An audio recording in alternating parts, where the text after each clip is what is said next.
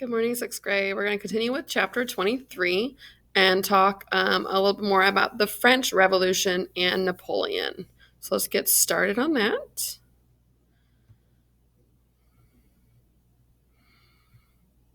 Lesson 2. The French Revolution and Napoleon. It matters because the French Revolution drew on some of the ideas of the American Revolution. The revolution begins. Guiding question. Why did revolution break out in France? The American Revolution had an immediate effect on many people in France. They also wanted political changes based on the ideas of freedom and equality. The French Revolution began in 1789. It dramatically changed France and all of Europe. The causes of the French Revolution. In the 1700s, France was one of the most powerful countries in Europe. French kings ruled with absolute power. Nobles lived in great wealth and enjoyed many privileges. Most of France's people, however, were poor. They had little education and struggled to make a living. The French people were divided into 3 estates, or classes. This system determined a person's legal rights and social standing. It also created great inequality in French society. The first estate was the Catholic clergy, or church officials. They did not pay taxes and they received money from church lands. The second estate was the nobles. They held the highest posts in the military and in government. Like the clergy, the nobles paid no taxes. They lived in luxury at the king's court or in their country houses surrounded by large areas of land. Everyone else in France belonged to the third estate. At the top of this group were members of the middle class known as the bourgeoisie. Merchants, bankers, doctors, lawyers, and teachers were members of the bourgeoisie.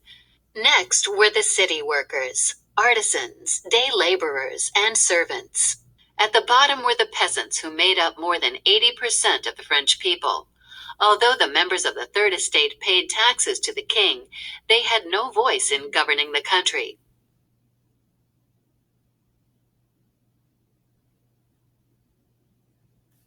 As the middle class learned more about Enlightenment ideas, they began to resent the privileges of the nobles and clergy.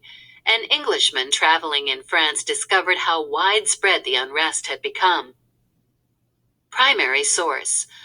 Walking up a long hill, I was joined by a poor woman who complained of the times, and that it was a sad country.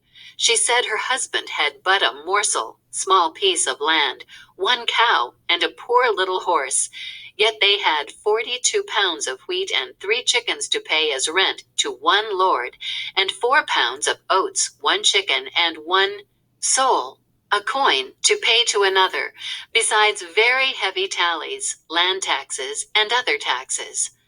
From Travels by Arthur Young, 1789. The National Assembly. In 1788, food shortages and rising prices caused great discontent throughout France. At the same time, the French government was almost bankrupt because of costly wars and rising expenses for the court of King Louis XVI. French banks became reluctant to lend money to the government. The king, desperate for funds, asked the nobles and clergy to pay taxes. When these groups refused, Louis called a meeting of the country's legislature, the Estates General. This group was made up of representatives from all 3 estates. If the Estates General agreed, Louis could impose new taxes. In the Estates General, the nobles and clergy refused to give up their privileges, including not paying taxes. Frustrated, the delegates of the Third Estate decided to meet separately. They formed a new group, the National Assembly, and agreed not to break up until they wrote a constitution for France. The people of Paris celebrated this victory, but they worried that the king's troops would shut down the National Assembly. They got ready to fight. On July 14, 1789, a large crowd stormed a prison called the Bastille. News of the fall of Bastille spread to the countryside where the peasants rose up against the nobles. To satisfy the people, the National Assembly ended the privileges of the clergy and nobles. It also issued the Declaration of the Rights of Man and the Citizen. Based on Enlightenment ideas, the Declaration stated that the government's powers came from the people, not the king. All people, it said, were equal under the law.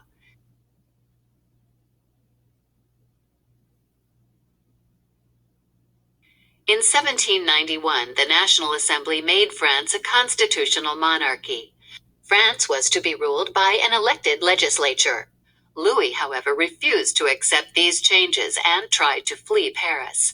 As Europe's kings threatened to crush France's revolution, some leaders in Paris pushed for greater change. In 1792, they set up a new government called the National Convention. Progress check. Identifying. What political reforms did the National Assembly adopt? Connections to today. Political left and right.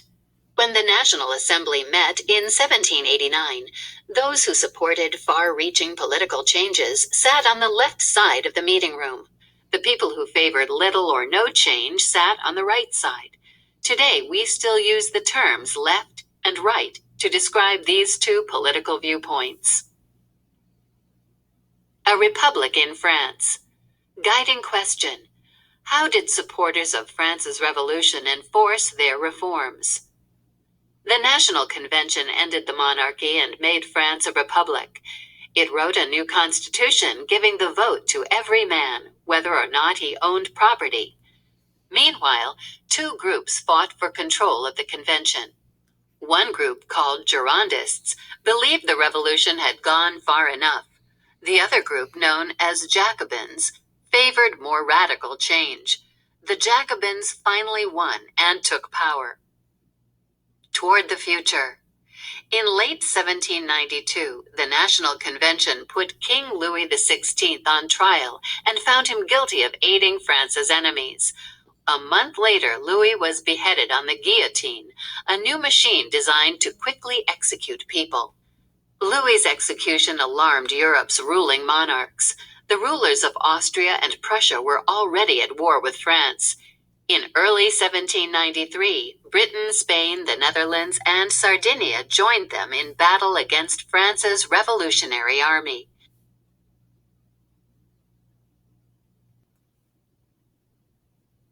As the threat of foreign invasions rose, many French people rushed to defend the revolution. The people of Paris were dedicated supporters, shopkeepers, artisans, and workers who saw themselves as heroes and heroines and demanded respect from the upper classes. They addressed each other as citizen or citizeness rather than Mr. or Madam. The Reign of Terror. Despite widespread support, the revolution had many enemies within France. To deal with growing unrest, the National Convention set up the Committee of Public Safety to run the country. The committee took harsh steps against anyone they felt opposed the revolution. Revolutionary courts sentenced to death by guillotine anyone believed to be disloyal. This included Girondists, clergy, nobles, and even women and children. To blend in, wealthy people adopted the simple clothing of the lower classes. About 40,000 people died, including Queen Marie Antoinette. This period, from July 1793 to July 1794, became known as the Reign of Terror. During this time, the committee came under the control of a lawyer named Maximilien Robespierre. Robespierre wanted to create a republic of virtue. By this he meant a democratic society made up of good citizens. Under Robespierre's lead, the committee opened new schools, taught the peasants new farming skills, and worked to keep prices under control. Robespierre even created a new national religion that worshipped a supreme being. This attempt to replace France's traditional Catholic faith, however, did not last. With France facing pressure from foreign invasions, the committee decided to raise a new army. All single men between the ages of 18 and 25 were required to join this new army. With this new force of almost 1 million soldiers, France halted the threat from abroad. Revolutionary generals gained confidence from their military victories. They soon became important in French politics. With the Republic out of danger, people in France wanted to end the Reign of Terror. Robespierre lost his influence, and his enemies ordered him to be executed without trial. Wealthy middle-class leaders then came to power. France's new leaders tried to follow more moderate policies. They wrote a new constitution that allowed only men with property to vote. In 1795, a five-man council known as the Directory was created to run the country. The Directory, however, was unable to handle food shortages, rising prices, government bankruptcy, and attacks by other countries.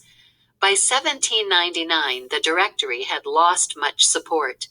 The French people began to look for a strong leader who could restore order. Progress check. Identifying. What was the Reign of Terror?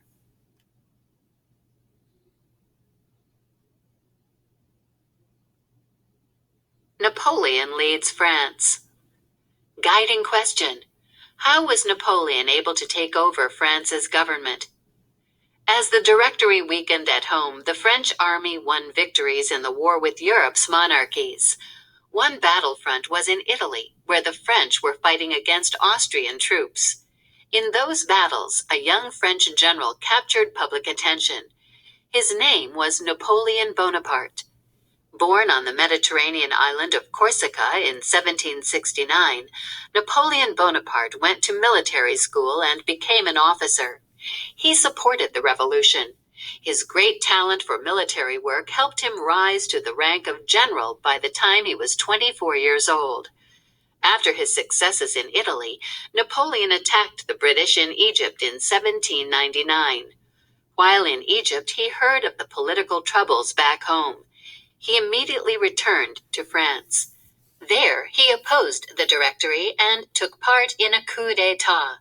This is when a group seeking power uses force to suddenly replace top government officials. Napoleon took the title of First Consul and became the strong leader many French people believed they needed. Napoleon quickly reorganized the government to strengthen his control. He changed France's finances and tax system. He appointed local officials and created many new schools. In addition, he created a new legal system known as the Napoleonic Code. This code of laws was based on Enlightenment ideas. Finally, Napoleon established a more peaceful relationship with the Catholic Church, which had opposed the revolution. Napoleon did not carry out all of the French Revolution's ideas.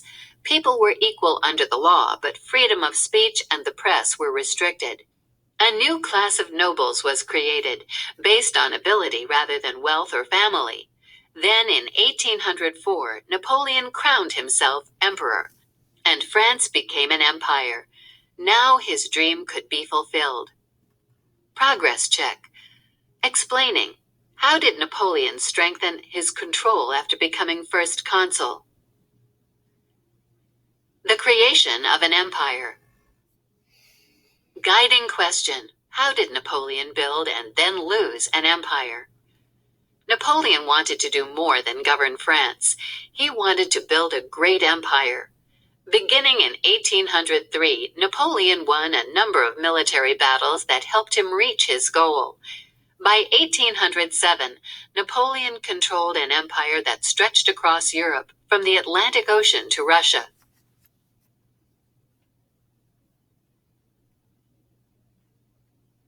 Many different territories were part of Napoleon's empire. Napoleon directly ruled France and parts of Germany and Italy. He named relatives to govern other lands in his empire, such as Spain and the Netherlands. Outside the empire, independent countries, such as Prussia, Austria, and Sweden, were forced to ally with France.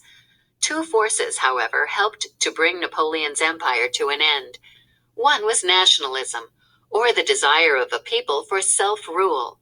The nations conquered by Napoleon's army rejected his rule and the French practices forced on them. The other force was the combined strength of Britain and Russia working against him. Napoleon meets defeat. Napoleon hoped to cross the English Channel and invade Britain. He never achieved this goal. A major French defeat took place off the coast of Spain. There, in 1805, the British admiral, Lord Horatio Nelson, defeated the French navy in the Battle of Trafalgar. After Trafalgar, Napoleon decided to strike at Britain's economic lifeline, trade. In a plan called the Continental System, Napoleon forbade the countries in his empire to trade with Britain. However, the Continental System was difficult to enforce and finally proved unsuccessful. Napoleon next decided to invade Russia. He organized the Grand Army, a force of about 600,000 soldiers from all over Europe. Napoleon led the Grand Army into Russia in the summer of 1812. Except for one battle, the Russians refused to fight. Instead, they drew Napoleon's army deeper into Russia. When the harsh Russian winter arrived, Napoleon's soldiers were unprepared, helpless, and far from home. Their retreat proved to be a disaster. Fewer than 100,000 soldiers returned alive. France's enemies then captured Napoleon and exiled him to Elba, an island off the coast of Italy. Napoleon escaped and returned to France in the spring of 1815. He easily won public support and assembled his old army. At Waterloo in Belgium, an international force led by Britain's Duke of Wellington finally defeated Napoleon. This time, Napoleon was sent to the island of St. Helena in the southern Atlantic Ocean, where he died in 1821.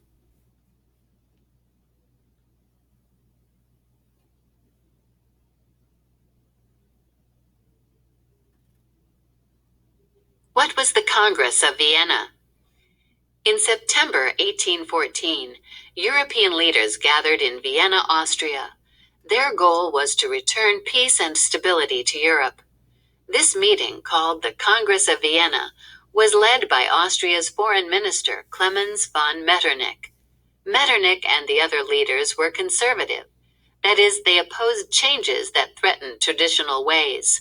Today, conservatives in the U.S. believe in traditional ways, but also support self-rule. European conservatives of the early 1800s supported powerful monarchies. They opposed individual liberties and the right of self-rule. Hoping to crush revolutionary ideas, the conservative leaders at the Congress restored the royal families who had ruled in Europe before Napoleon. European leaders at Vienna also redrew Europe's borders. France lost the lands won by Napoleon. It also had to pay other countries for war damages. At the same time, Russia, Prussia, Austria, and Great Britain expanded in size. Russia increased its share of Poland, Prussia gained more German lands, and Austria acquired territory in Italy. Adding to its overseas empire, Britain won colonies in Asia, Africa, and the Caribbean. The Congress, above all, wanted to create a balance of power, or equal strength among their countries. They hoped that such a balance would prevent any one nation from controlling Europe. To keep the peace, the leaders agreed to meet from time to time.